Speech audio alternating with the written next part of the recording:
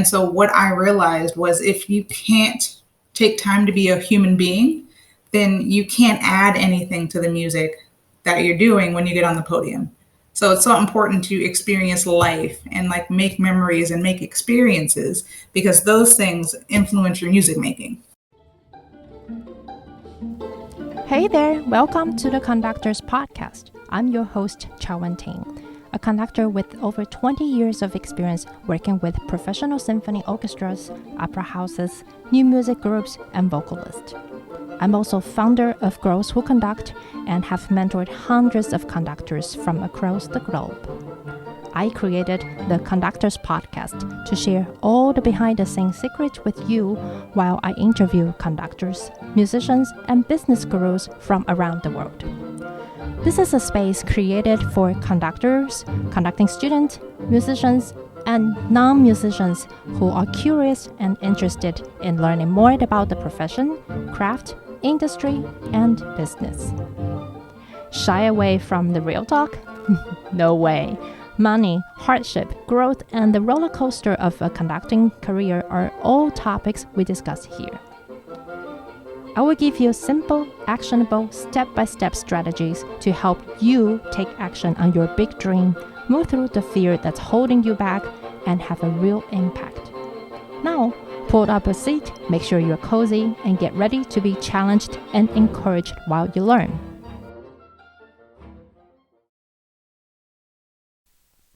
Hi there, and Happy New Year! Welcome to another episode of the Conductors Podcast. I'm your host, Ting, and I'm thrilled that you're tuning in with me today on the very first show in 2022. Such an exciting beginning of a new year. I honestly can't remember where my 2019 and 2020 went, but I'm surely really glad that we are now able to get back to work, to make music with people, and to connect with each other. Although the pandemic took a severe toll on our collective well-being, I'm so grateful for one of the silver linings, which is the fact that I was able to connect with many of you on the air. In the year of 2020 and 2021, I gave more than 20 free webinars through Girls Who Conduct and the Maestra as Professor series and reached out hundreds of fellow conductors, musicians, and music lovers through the virtual platform. If not for the pandemic, I wouldn't have the time and courage to start this podcast either. And I am super excited about today's episode as I'll be speaking with one of my role models, conductor Kalena Bovell. We first connected on social media and had a few exchanges of messages throughout this year. And she is such a wonderful, modest human being that I can't wait to introduce to all of you. And for the very first show of 2022, Kalena will be talking to us about time management skills. And she will also be sharing with us her experience of preparing and studying for her Proms debut. I hope you are as excited as I am recording this episode. And here's a little bit about Kalena. Panamanian American conductor Kalena Bovell wields a distinctive voice as a maestra, speaker, and poet. Having recently led the Chineke orchestra in her BBC Proms debut, Bovell's twin focus on musical excellence and community engagement led to Connecticut Channel 3 News praising her as one of the brightest stars in the world of classical music. As guest conductor, she has worked with the Hartford Opera Theatre, New Britain Symphony, and a particularly memorable performance leading Hamilton star Leslie Odom Jr. with the Memphis Symphony Orchestra. Now, with the MSO full-time as its assistant conductor, Bovell also leads the Memphis Youth Symphony. Among other achievements, she was previously named a finalist for the Taki Alsop Conducting Fellowship, a recognition given to talented female leaders in the conducting field.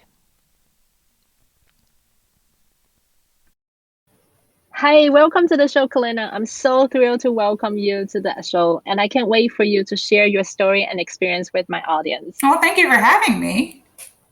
So, before we get started, though, will you give everybody a brief intro, just a little bit about your background and how you get to where you are right now? Yeah, of course. So I'll give you the short version. So basically, my parents are from Panama, and I was born in the States. So I'm a first generation born. I started singing when I was 9 years old, and then I was convinced I was going to be a singer. But when I got to middle school, that's when I started playing violin, and it was kind of like, okay, nope, I'm going to be a violinist. But because of my physical makeup, I kept getting injured. And so even though I was pursuing violin, I was very behind because I started playing when I was 11, didn't have my first private lesson until I was 18, but was determined to become a music major. So I went to undergrad for music. And as a music education major, we all had to take a semester of choral conducting and a year of instrumental conducting. And it was when I was in the instrumental conducting class, I was just kind of like, oh my God, what is this? It was like this new love for an art form that I never knew existed. And it was from that moment I decided, okay, I want to pursue this because, there was something about conducting that was so interesting and this kind of captivated my attention. And I decided that I was going to pursue conducting at a grad school level. And I worked really hard, eventually got into the Hart School and so moved 3,000 miles from LA to Connecticut to study with my teacher, Edward Cumming. And then from Hart, I worked at a boarding school for 4 years called Loomis Shafee, which was a great experience. But at the same time, I was trying to build a career, So I was fortunate to be a Sinfonietta fellow with the Chicago Sinfonietta and got to work with May and Chen really closely. And then I also started just kind of making my way through the circuits of, covering, taking auditions. I had a community group in 2018 to 2019 in Connecticut. And eventually my now music director, Robert Moody, called me in 2019 and said, we have this job opening up. Would you want to apply? And I was like, yeah, just tell me when to get on the plane. So I auditioned for Memphis Symphony and then I won the job. And so I moved to Memphis, June of 2019. And so here we are. And that's where I'm currently based. Well, I mean, I know on the outside it sounds all easy, kind of like you suddenly found this love of yours, and then I know there are a lot of other things that are frustrations and things that we don't really share with others. So, what was the most important thing that you learned from your journey so far? That is a great question. I think the most important thing I've learned, and especially happened this summer, is really being authentic and true to who you are, and not trying to be who you think people want you to be, or not trying to aspire to these expectations that you think people are putting upon you. And I mean, that's really hard to do as a young conductor. And I say that, I am still a young conductor, but I really feel like this summer I came into my own, and it was because I realized that I can just be me, and that's the only thing I can be. And then when you are authentic, that's the thing that really make people want to work with you, want to play with you. So that's the biggest thing I learned. And then also it's so important to have a work-life balance. My first year on the job, it was all about, okay, how do I learn all of this music in such a short amount of time? But then pandemic happened. It was like, oh, I have all this time. This is great. But then somehow I stayed very busy during a pandemic, and it was so important for me to really establish that work-life balance. And so what I realized was if you can't take time to be a human being, then you can't add anything to the music that you're doing when you get on the podium. So it's so important to experience life and like make memories and make experiences, because those things influence your music making. You say kind of being authentic, and that's something I learned kind of later in my journey into conducting, because I've always been very guarded. I want to be good. So I always kind of first assess what's going on. How do I want to behave? How do I want people to know me? And then I somehow miss that window of opening myself up to the musicians that I'm working with. So for someone, how can you be opening up? Because it's so vulnerable that you are kind of opening your heart, pouring it out to everyone else. Oh, that's a smiled a little bit when you said, for you as an introvert. People may not be able to tell, but I am a huge introvert. Like, I love being at home. Usually I tell my friends, if you want me to come out, give me at least 2 weeks notice, because like I just love being with myself. It's how we recharge, and I learned that for this profession, for this career, you basically have to be the extroverted introvert. It's like you have to think of yourself as a performer, as an actor. And so you turn on the personality when it needs to come on, right? And then kind of once you do your thing, then you turn it off and you kind of retreat inward so that you can recharge. But I mean, I think some tips is you have to force yourself to come outside of yourself. And I mean, what's the most beautiful thing about being a human being? It's being able to feel so many different facets of emotions, right? And just being able to experience kind of all of those things that make us who we are. And so the kind of one piece of advice that I would say to someone is don't be afraid to try something new. So meaning as introverts, sometimes we have to go to different functions, meetings, and it's very easy for me to go into a corner and just kind of be the wallflower by myself. But I forced myself to go and speak to patrons, to go and speak to people outside of my organization, because that's what it is. So it's about making those connections and making those relationships. So I think what it is remembering that you have to step outside of yourself, because this isn't about you. It's about something that's much bigger than you are. And if you hold on to that notion, then I think it makes that process easier. Yeah, I was smiling when you say that you need like 2 weeks notice to go out and meet a friend. I used to backpack and travel all by myself. And all my friends thought I was crazy because I would just pick a foreign country every summer. I would save up entire year doing college. So I would be alone like out 3-4 months. I hitchhiked from Turkey to the Republic of Georgia. Oh, wow. And yeah, and then when I was detained at the Russian border when I took the bus from Tallinn. So like all those crazy things. And so I was very comfortable with myself. But as you say, just like if you're like me, just feeling so uncomfortable and so much like an outsider, just think of you're here representing the job or the position and the music that you love. Well, but you also have to think about it, like, as assistants, we might be doing the pre-concert talks, or we might be, speaking at different events, right? And so even with that, it's like public speaking, I'm fine with, but again, it's a personality that you have to turn, because you want to engage those people. And so even as, natural introverts, we do tend to be a lot more quiet and more reserved, but that side of ourselves is not going to be engaging. Right. So it really is, again, just putting on a performance and kind of saying, okay, yeah, this is it. Like, this is me. And then once it's done, you're like, okay, I'm good. Where's my coffee and where's my blanket? Yeah, that's lovely. And then we know that you recently made your BBC Proms debut with the Chineke. Am I saying it right? The orchestra's name? Chineke. Orchestra. Congratulations. Thank I was you. so thrilled. Can you tell us a little bit about your experience and how that opportunity just came up? Oh yeah, I mean, I'll give you the background story. So maybe 2-3 years ago, Chineke and the Sphinx organization did a partnership together called Music Across the Ocean. So they basically have musicians from the United States and Europe come together and play a piece called Othello by Samuel Coleridge Taylor. And so they had 6 conductors, and I was asked if I would like to be one of the conductors. I said, oh yeah, sure, of course, So Chichi Nwanaku, who's the founder and the principal double bassist of Chineke, happened to see my work. She likes my work. And then that following January, I saw Chichi speak at one of the Sphinx panels. And I just remember thinking, oh my God, like, I love everything about your organization and what you do. And a colleague introduced me to her. And so, a couple of days later, I just emailed her to say, I'm a huge fan of Chineke and the work that you're doing. And if there's anything that I can do here from the States, please let me know.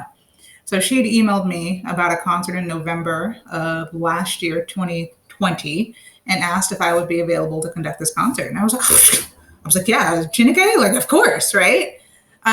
So from that, because we'd already formed a relationship, she then emailed me in April of this year and said, Chineke will be back at the BBC Prom. Are you free and available to conduct? And I was just kind of like, let me think about this. Yes. So I mean, the prom was honestly like a really great experience. It's interesting because, the prom was never part of my culture and my upbringing when I was coming up as a classical musician.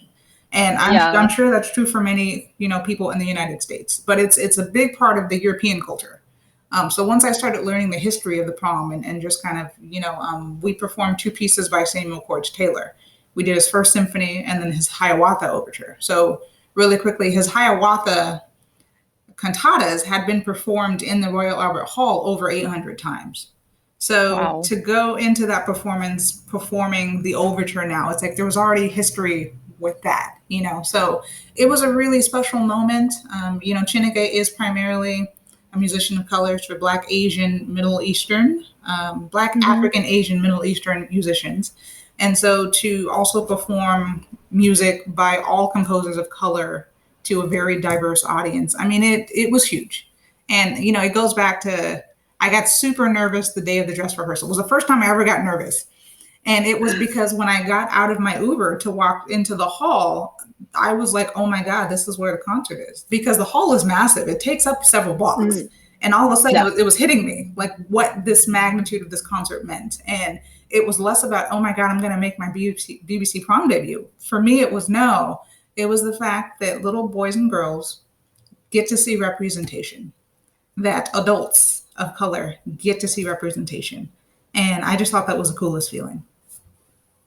I'm now feeling it more and more as the music therapist at Augusta Symphony recently shared with me that when she told her 5-year-old girl that now she will be able to see a woman conducting on the podium this season, and her 5-year-old girl just had her face lit up and say, girls who can conduct orchestras?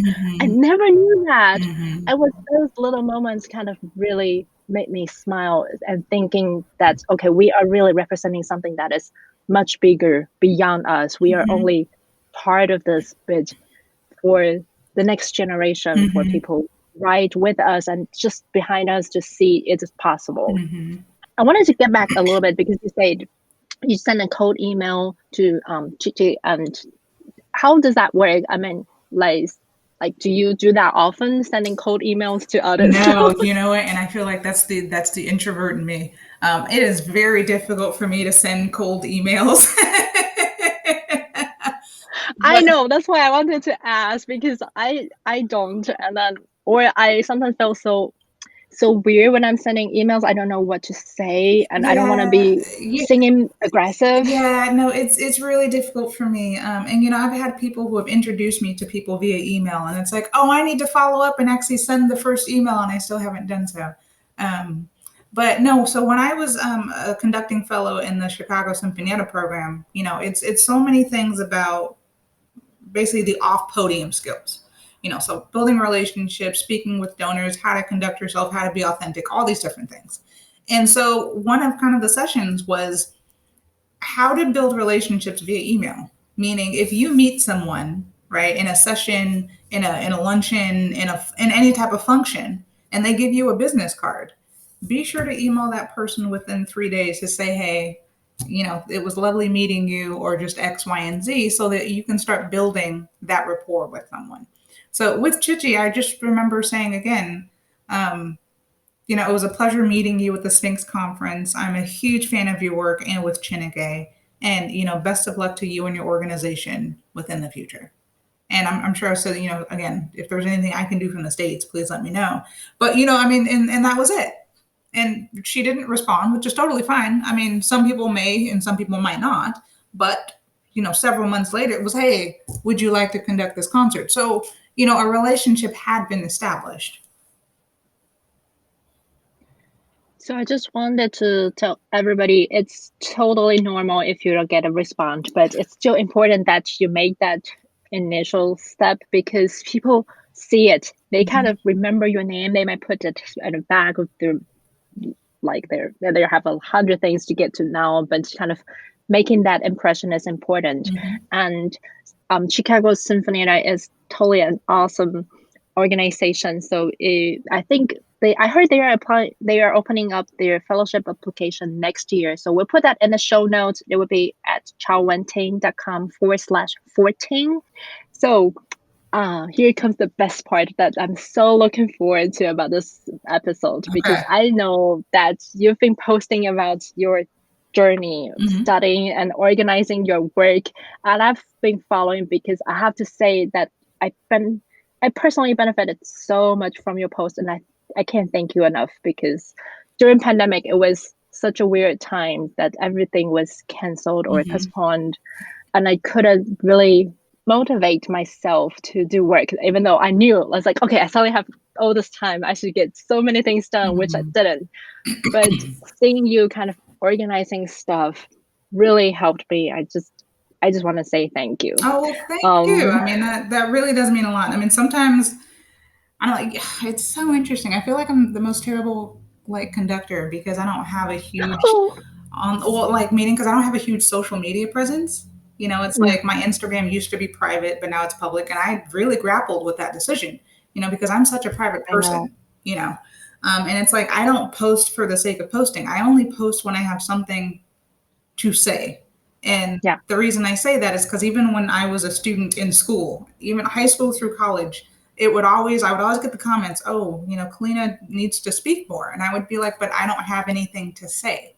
And so until I do, then I will. So it's like, it's my form of authenticity. It's like I never do things just for the sake of doing it. And so sometimes I'm like, oh God, I wonder if people are even reading these things, because it'll be like once every 3 weeks, oh, Kalena posts something. What is this? But no, it really does mean a lot, because it goes back to, I'm not doing any of these things for me. I've always wanted to inspire others, and I've always wanted to help people achieve the best version of themselves. And, for my journey, it's so important that people see what it really means to do what we do, and that people see the authenticity of it and the hard work that goes into it, not just the glamour and the picture shots, because it's not about that. It's like those are the perks, but people need to see the journey. Really, it's so true, because I remember that at one point during pandemic, I was so desperate. I was so depressed because I was seeing all my colleagues or people who also to conduct, posting all these great things. And I was like, okay, oh my God, I'm screwed, because I hate social media. I don't hate it, but I'm not good at it. I don't like to share everything about me. I can't. I can't talk about my family or a lot of things. Or sometimes I feel I don't have so many things professionally. I don't have all the great shots. As some other conductors, they are posting like Throwback Thursday or whatever. But just as you say, just kind of be authentic and be inspiring to others. And it's so important. Yeah, and if I can say just one thing about going back to the pandemic, I remember when the pandemic first started and everyone was like, okay, now is the time to be creative, and now is the time to do all these things. And I remember thinking, no, now is the time for me to sit on my couch and not do anything. And that's exactly what I did, right? Because I knew for me, it was like, look, I'm tired. And I don't want to force myself to be creative when I'm not feeling that right now. Like, I am a creative person. I'm a musician. I'm a poet. I'm a writer. I'm all these things. But then I was like, no, I'm just going to sit down and not do anything at all. And then 6 months later, it was like, oh, I feel like practicing violin for a day. Okay, we'll do this. And then I did that, and I was like, this is cool. Don't need to do that anymore for a while. But you know what I mean? It's, again, it just goes back to really listening to yourself and not trying to put yourself into a box, or like not trying to follow what the trends are, and that's difficult because you might be going against the mold, which is fine. I mean, I have always kind of marched to the beat of my own drum. You know what I'm saying? It's like I'm a metalhead who loves tattoos, who happens to conduct. Like, that's totally different for classical music, but that's okay because that's who I am. Yeah.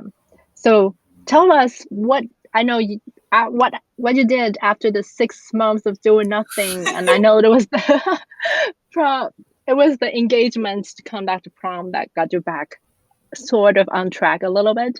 No, I mean, honestly, I had a very busy pandemic year. I mean, so, the Memphis Symphony, we pretty much stopped everything after March, as most organizations did.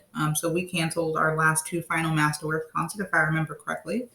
And so pretty much through June, I didn't do anything. It was kind of like, nope, I'm just going to hang around. I'm going to go to the grocery store when I need to. I'm going to, do laundry, just kind of do all the mundane things because I was not inspired, and then eventually after George Floyd's murder, I started getting sparks of inspiration because I was angry, as most people were, especially within the Black community.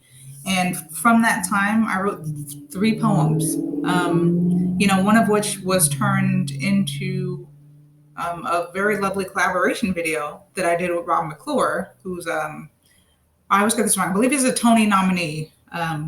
He's currently going to be playing Beetlejuice on Broadway, and he was also supposed to do Mrs. Doubtfire on Broadway. So it like from that pain came this really beautiful collaboration, and it's a video that I'm proud of, and that I will always be proud of. So that kind of started my pandemic year basically, because after that video, then a lot of people started asking me to speak with their students. And really that came from, okay, I felt like I needed to be of service to people. And I thought, okay, what could I do? So I remember speaking with the conducting students at the Peabody Institute at the invitation of the Joseph Young, who's currently on faculty there. And so it was filling in those gaps of what happens after grad school. And I thought, aha, this is what many students are curious about. So I was emailing a lot of institutions that I knew of, and I think I spoke to maybe 5 or 6 grad school students just about, life, conducting, and everything in between that they don't really tell you when you're about to leave grad school. So I was doing that. So I was speaking. I was speaking on different panels. I was speaking for different workshops virtually. And then the Chineke invitation happened. So I was in London in November. Which is interesting because I got there and then 2 days later the country locked down. I was like, oh, well, hopefully I can go home, So, we did that Behind the Doors project. It was amazing. I got back to the States. And then kind of life started because, slowly organizations started figuring out how we could come back to having concerts. And MSO was one of them, So I believe we did a Christmas concert in December. And then January, February, I stayed very busy. I mean, it's very difficult to remember what happened at the beginning of this year because it does seem so long ago. I know. Also during this pandemic year, this past April of this year, I made my Masterworks debut with the Memphis Symphony. And congratulations. Thank you. And, so many other things happened that I can't remember. But I mean, it's been a really great year, and I'm grateful for all of it. It all came out of pain. But at the same time, I feel like because the pandemic forced us to slow down and I forced myself to slow down, I could also just really work on myself and kind of give myself what I needed, which was just time to kind of refill my bucket and nourish my soul. Yeah. And I'm also grateful for the pandemic for the reason now we were able to be connected to a lot of people whom we normally wouldn't even get to talk to each other, or the audience, like you say, the students that you were able to speak to. Normally we will be too busy running from gigs to gigs or just trying to catch up. But so kind of during this really busy year, you have so many things on your calendar, all the things. So here we are waiting for the tips. How do you get organized and kind of stay ahead of your game and all that? That's a good question. I feel like, I'll be honest, I feel like I started off terribly simply because of the prom. I basically had to make a choice. You know what I mean? It was like, I either have a summer or I study for the prom. I chose to study for the prom. So, I didn't really have a summer off. You know what I mean? So I went from the Sewanee Festival, which was late in June. I took a week off in July, and then I was like, okay, I'm studying for the prom until I leave and get on the plane to go to London. So usually what I do is August 1st is when I get all of my scores together that I'm going to do for all of my engagements and, for the Memphis Symphony. And then I start kind of planning out, okay, when do I need to start studying this? When do I have time to study this? And try to give myself at least 4 weeks in advance. Because I didn't have a summer, I wasn't really able to do that because by the time I got back to the States at the end of August, my youth symphony was having auditions. And then I said, I really need a week off. And so I took a proper week holiday. And then I came back after, is Labor Day the holiday in September? Yes, came back after Labor Day. And then it was like, okay, well, I'm just going to have to work month to month for right now. But the way I keep things organized is I have an Excel sheet where I basically put my fall schedule. I put the dates. I put all of the scores that I need to learn for those dates. And I say, have I conducted this before? Yes or no? And is it actual conducting or just covering? Because covering is very different from conducting a piece, and the very different criteria when you're covering. And it's not to say that you don't learn your music, but you don't learn it as in depth as you would for something that you yourself are going to rehearse on the podium. So that's something I look at. And then I also look at, what am I doing outside of conducting? Meaning, are there any speaking engagements that I need to be aware of? Are there any run out concerts that I need to be aware of? Because then I will also put that on a separate calendar and just be mindful of the fact that, okay, I have deadlines to meet for this. And so what I do is there's a website called datecountdown.com, I believe is the address, where you can put in basically what you're doing and then when that event is occurring, and it's a timer that counts down for you. So it'll say, okay, you have 62 days until this event. Wow. That helps me to keep track of, okay, have I hit a goal for this? So if it's 62 days, okay, by day 30, I want to be sure that I'm here. And I start keeping track of that. And then I actually started tallying my hours when I was studying for the prom. And it was honestly because I just started losing track of how many hours I would do in a day. And so I got back and I was doing my Pomodoros, which I have kind of reverted back to my 45-minute sessions. But again, I started forgetting how many Pomodoros I would do in a day. So, so I once again started keeping a tally to also keep me accountable. And then I have a score notebook. And each day I write down what I studied, what sections I did. And that way I can flip through and see either what pieces I haven't hit or how I can structure my rotation. So I have different things that I use to just kind of help me stay accountable. So basically, you have a master, that's called calendar or like Excel sheet to tell you all the important events, and then you kind of plan out and decide how much time each thing, either studying a new piece or preparing for a speaking engagement and all that. So how do you connect that to your calendar? So like, do you check on your Excel sheet every day or like once a week and to plan out your week? Or I have not really once a week. I say once a month, because like for October, as an example, I am guest conducting a Halloween concert at the end of this month. And so once I put all of that in, it was, okay, I know that October repertoire has to take precedence right now over everything else. So October repertoire is in rotation. And I believe I'm doing, I'll just throw out a number as an example, 10 different pieces, right? So what I told myself was say, okay, I have the October repertoire, but I also have Nutcracker in December and November. In Memphis, we do two different types of Nutcrackers. We do traditional Tchaikovsky, and then we do a Memphis version called the Nut Remix. Two different tempi.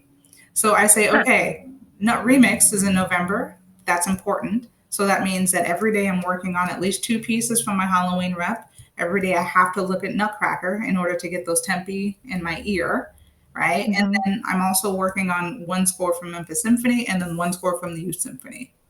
And so that's how I do my rotation. So once October is done, then it's okay, let's look at November, December. Okay, Nutcracker still. So every day. And then I'm also looking at, okay, well, since December's holiday music, not that bad. Let me look ahead to January. Okay, we're doing this piece. Put that into rotation. So I'm always thinking ahead from that regard. So usually month to month is how I do it. So it sounds like you have a pool of different pieces that you need to be studying, either something that is urgent or something that is more complicated that you want to get ahead already. So. Oh yeah, because that's the thing about conducting and just life in general. You never know what's going to pop up, right? Because you might think, oh, as an example, let's say, oh, I'll have 3 weeks in February to work on this music. Okay, cool. But then a guesting engagement might come up, an appointment might come up, right? Just medical, whatever. So something might come up that will take that time away. So for what we do, we really do have to plan ahead because we don't know what's going to happen. Yeah. And then also, like you said, sometimes the music, if it's new or when the tempi is new, it feels like a totally new piece. It really needs time to sit in our body, to sit in our ears so we can feel it. Exactly. And the thing about young conductors, again, I am a young conductor. Same here. every piece of music that we do is going to be brand new to us. So like we also have to spend a lot more time on it. And actually, I was having this conversation with a couple colleagues. I was recently cover conducting in Nashville Symphony, or with the Nashville Symphony. And I asked their music director, I said, when you were my age, meaning at this stage in the game, you were 3 years onto the job, how long did it take you to learn a piece? And he's like, oh, it took forever. I was just like, really? I don't want to hear that. But he was like, yeah, because when you're young and you're just starting out, you don't know what you're looking for yet. You don't know what's jumping out of the score. He's like, so it takes a long time to really learn that score. You have to sing through every part if you're not a pianist, or, some other ways to get that music into your ear and into your body, as you just said. So it's like, yeah, it takes a very long time, especially when every piece is brand new. So like when you are getting a new piece, not necessarily like newly composed, but something that is brand new to you, what are your steps to get yourself acquainted with the music? That's a great question. I'll actually... Okay, so Memphis Symphony is doing Sibelius Violin Concerto for our opening masterwork concert. Now, as a violinist, we all know Sibelius Violin Concerto, right? Yeah. Like we know the violin part. But I opened the score and I was like, oh my God, what is this? Like, this is the most terrifying thing I've ever looked at, because all of a sudden you're seeing all these other things around the violin part. So my process is I first look at my instrumentation. And I don't even pick up pencils, like color pencils or anything. I just kind of flip through and see what jumps out at me. And I'll either put a Post-it note above that, or I'll circle it, or I'll make a note, and I'll try to just kind of see if I can hear any of the lines. I'll also just kind of maybe do a couple chordal harmonies. I don't harmonize every bar.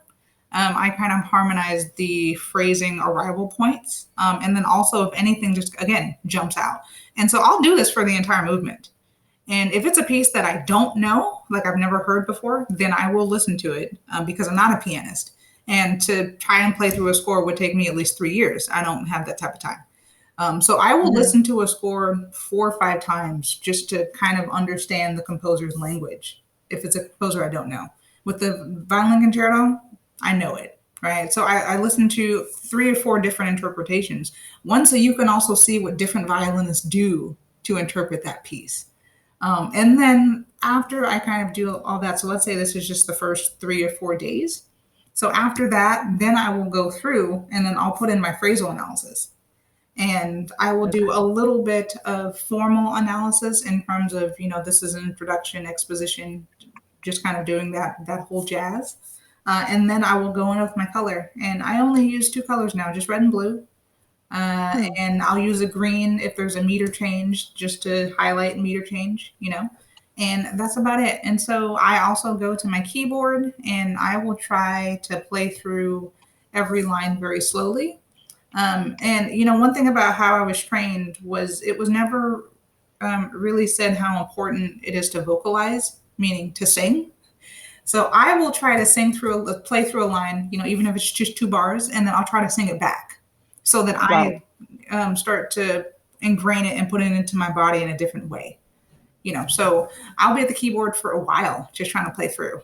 And then I might take out my violin and try to play through some of the lines. With Sibelius, I'm not playing through that solo line because I don't have those chops, But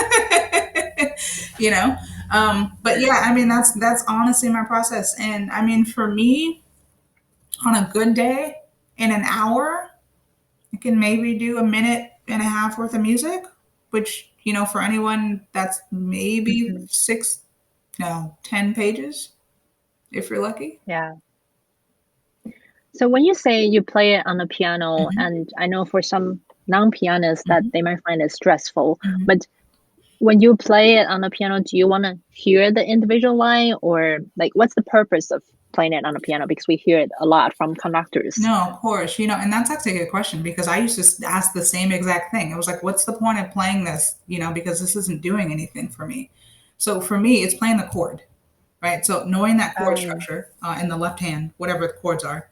And then if I'm playing a melody line, what I like to do is play that melody and just play the chord underneath it. So I'm starting to get the harmonic structure of how everything fits together. And then when I just play individual lines, it's just so that one, I know what that person is playing and what it sounds like, and that I can lock into that. So something that Mayan once told me when I was going through the Sinfonietta program was, she could say, Kalena, you're not singing. And I'm like, well, what do you mean? She's like, I can tell that you're not singing in your head because you haven't kind of connected with one of the musical lines. And now that I think about that, I know exactly what she means. It meant that you don't know what each person is playing. And, it's hard to hear every single line, of course, right? And you don't just want to be a melody conductor where all you're doing is conducting melody. You also want to know about the secondary lines as well. So what I do for myself is I say, okay, in this bar, I want to be able to sing this line in my head so I can connect with that player. And so actually, when I was doing Mendelssohn for my Masterworks debut, there was a part in the second movement of Mendelssohn's Fourth Symphony. I said, okay, I want to be able to sing this flute line so that when the second flute comes in, I can connect with that player. And I think that's the purpose of my going to the keyboard. It's so that I can make a connection with the player and be able to sing what they're playing. And then also just being able to hear the harmonic structure of what's going on in the piece. So it's more like audialization of what's on the score and kind of helping you get in that line in your ears and kind of connecting the dots, kind of connecting the line to the rest of the piece in a sense. Because the thing is, I have friends who will just say, oh, I can look at a score and hear it. I can't look at a score and hear it. Right. So I have to find different tools that will allow me to hear it. And going to the piano or taking out my instrument is one of the ways that helps me do that. That's wonderful. Thank you so much for sharing your process. And I wanted to come back because you talked about the Pomodoro procedure. And for people who are not familiar with it, can you kind of tell us a little bit about your version of it? Because I know people have different variations. Yeah, and it's so random how I discovered Pomodoros. I don't even know how I discovered it. I think I was just looking for like an online timer, and Pomodoro came up. And so, originally the Pomodoro method is a method where you're breaking down your work sessions into segments. And the original method is 25 minutes of uninterrupted work, and then you take a 5-minute break. And so I said, okay, well, this seems interesting. Let me try this. 25 minutes was too short when it came to score study because, by the time you're done, you're like, okay, I feel like I didn't do enough. So I was playing around with different times, and eventually I settled on 45 minutes of work with a 10-minute break. So uninterrupted, meaning you are solely focused on that score. You're doing your piano, you're doing whatever you need to do for that 45 minutes. And then once that time is up, take 10 minutes, take a walk, putz around on social media, just do something so that you can just really allow your brain to rest and to really soak in the information that you just did. And then I'll go back and do another 45-minute session, and then I'm done for that session. So I like to study in 90-minute increments, basically. So I'll do 90 minutes, take a very long break, come back in the afternoon, 90 minutes, break, come back in the early evening, 90 minutes. And so the original method said that once you did 4 25-minute Pomodoros, you then got a full 20-minute break. So I've never done 4 45-minute Pomodoros, just again, because that seems like too much for me and my brain, because, when you are really studying, you're using a lot of mental focus and energy. And so it's just so important that I step away. So that's why I only do 45 minutes, 10 on, or 45 on, 10 off, 45 on, 10 off. And then it's like, okay, I'm done for an hour and a half, and I'll either catch up on email, I will go to the grocery store, run some errands, and then I'll come back later. Okay, now let's hit another one. So, okay, I'm going to ask a very embarrassing question. Not embarrassing at all. Because I am the worst procrastinator when I have to study score. I don't know why. I love studying score. Once I get into it, I love it. It's just the step of making myself to open my score and sit down. So when I know I have something that I really need to study, I will go clean my room. I'll go wash the dishes and do all the things that I don't want to do the most, just so I have something else busy. So you have any tips for me? Kind of make myself make it a game. So like, I'll be honest. It sounds like I'm so put together, and it's like, oh my God, you're so dedicated to study. Let me tell you something. I am the laziest busy person you will ever meet. Meaning, I would rather do everything but sit at my desk and study for the day. We'll be best friends. But I feel like that's normal. You know what I mean? Because we're human. We want to go outside and like have experiences. But like I make it a game, meaning I say, okay, I'm going to do 10 minutes. And if 10 minutes pass and I'm just not feeling this, I'm out. I'm done. Like, why force yourself if you're not into it? Right. But I'll do during that first 10 minutes, I'm like, I try to find something cool about the score. Or, I will listen to it and just, again, try to find a conductor who I really like or just a conductor I've never seen before. And it's like, okay, what can they bring to this piece? And then sometimes that inspires me to be like, oh, well, I would never think to bring that out. And then I start kind of discovering little clues, and then I get more and more into it. And then all of a sudden it's like my study session is over.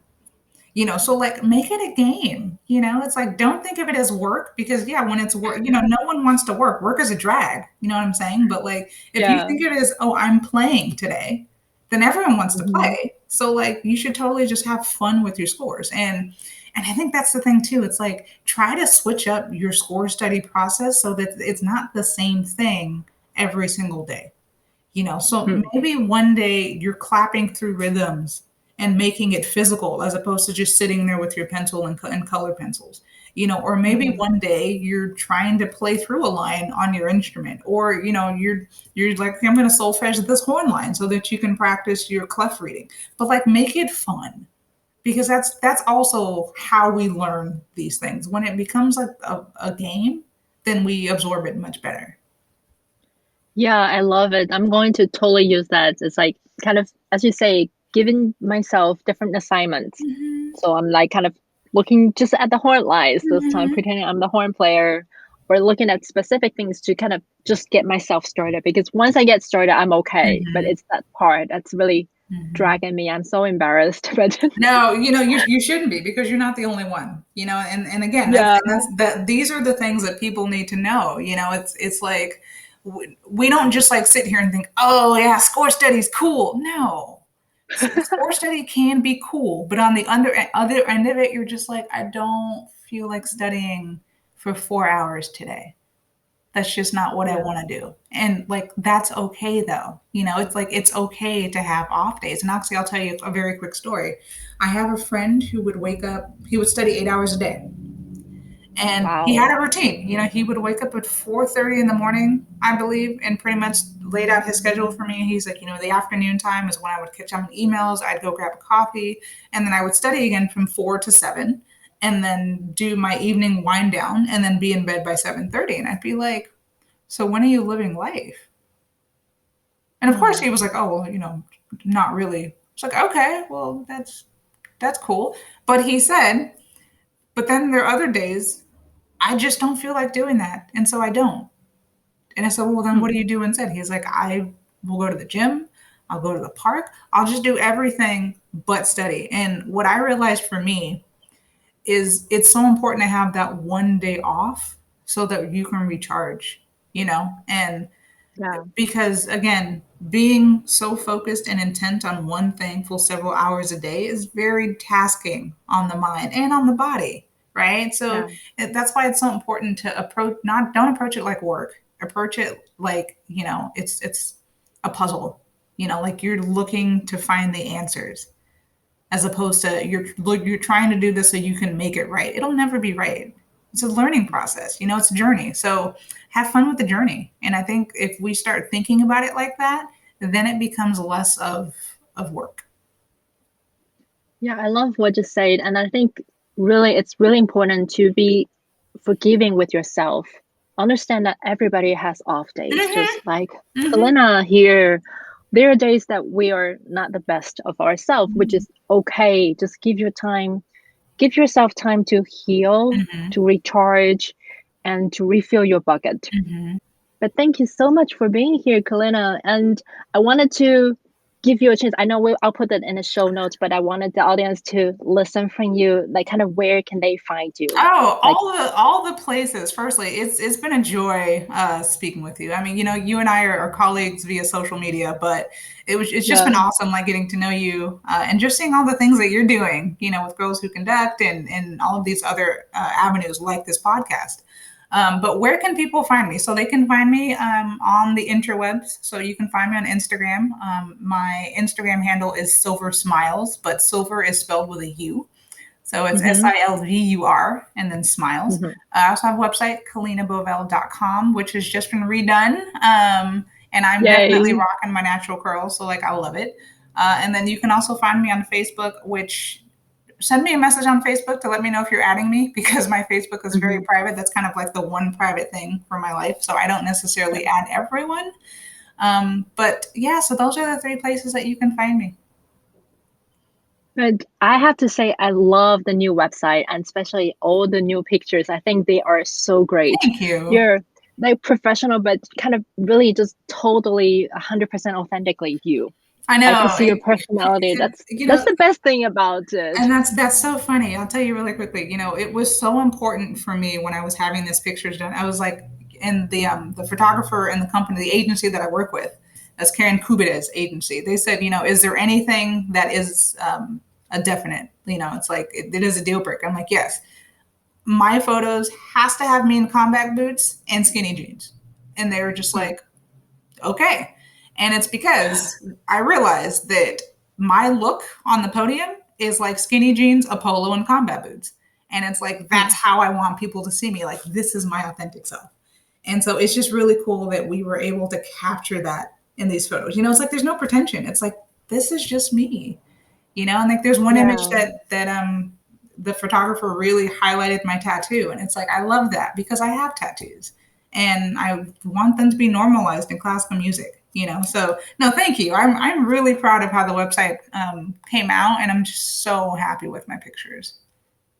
I know. I was like, oh, I want to get that photographer. And then I heard so many great things about the agent. I think my other friend, Kevin Fitzgerald, also worked with them. Okay. So yeah. But I really love that pictures. And so if you haven't seen them, just go check that out. It's kalenabovell.com. Thank You're you. welcome. Thank you. So here you have it. I hope you loved this chat as much as I do. I can't tell you how excited I was when Kalena agreed to be on the podcast, as she has been a personal inspiration for me for the past year. I love how she opened up and just be honest and vulnerable with all of us about her experience of preparing for the Proms debut, her organizational skills and tips, and how important it is to be authentic. Yes, this last part is actually my biggest personal takeaway from this chat, as this is something that I learned much later in my training and career. At the very beginning, I was always very concerned about being right and good. I thought if I could be a very good conductor, I will be able to do anything. I will be able to conduct any music and conduct any ensemble. As long as I place my hand at the right moment with the right gesture, the music would sound good, which was not true, which was not the case. I learned much later that you really have to be vulnerable and authentic on the podium to open up to your musicians. They want to connect with you to understand why you are doing this, why they are playing for you, or why they are working with you on this project, on this music that you are currently conducting. They don't need someone to be right or good being there because they are great musicians. They for the most of the time they can play the music without your present even. But we are there to really connect to your people through music. And this is something that is great that I was so glad that she shared with all of us. So, what is your score study process and what method do you use to manage your time? Ask any question or share your process with me, as I love to hear from you. You can tag me on social media. I'm at Ting Chaowen on Instagram and Chaowen Ting Conductor on Facebook. If you post anything, don't forget to use the hashtag #TheConductorsPodcast. You can also email me at theconductorspodcast@gmail.com. Lastly, don't forget that I'm currently hosting a monthly giveaway of an hour of free consultation with me. All you have to do is to leave a review of the podcast on why you love the show, share the screenshot of the review, and tag me on social media. And you will be entered into the monthly giveaway for a free hour consultation. You can also get an extra entry as long as you share the podcast post and tag any friend. So go ahead and subscribe and leave a review if you love the show. Next week is another episode that I have been personally looking forward to, as we'll be talking about networking skills with Elizabeth Askren. It's one of the best episodes, together with this one with Kalena, that I so look forward to when I was recording them. Okay, so I'll see you next week at the same time and same place. Bye for now.